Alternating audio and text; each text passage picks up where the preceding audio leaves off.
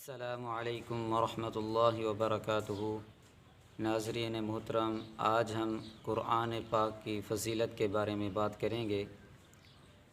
تو اپنی ویڈیو شروع کرنے سے پہلے میں آپ سب کا شکر گزار ہوں کہ آپ نے میرے چینل کو سبسکرائب کیا ہے اور لائک اور کمنٹ تو بہت زیادہ کیے ہیں۔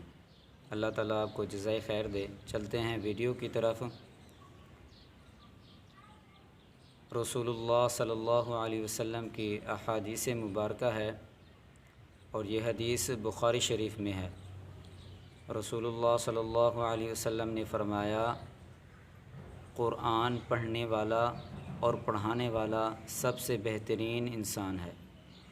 دوسری حدیث میں فرمایا، بے شک وہ آدمی جس کے دل میں کچھ بھی حصہ قرآن پاک کا نہیں ہے، وہ ایسے ہے اس کا دل جیسے کوئی ویران گھر ہو۔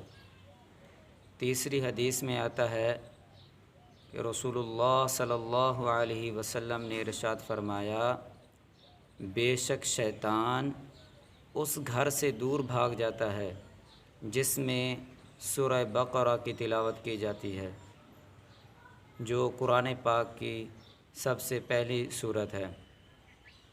اور چوتھی حدیث میں رسول اللہ صلی اللہ علیہ وسلم نے فرمایا، قرآن پڑھا کرو، کیونکہ قرآن پڑھنے والا قیامت کے دن قرآن اس بندے کے لیے سفارشی بنے گا جو قرآن پاک کی تلاوت کثرت سے کرے گا۔ تو دعا ہے کہ اللہ تعالیٰ مجھے اور آپ کو قرآن پاک پڑھنے اور اس پر عمل کرنے کی توفیق عطا فرمائے۔ السلام علیکم ورحمۃ اللہ وبرکاتہ۔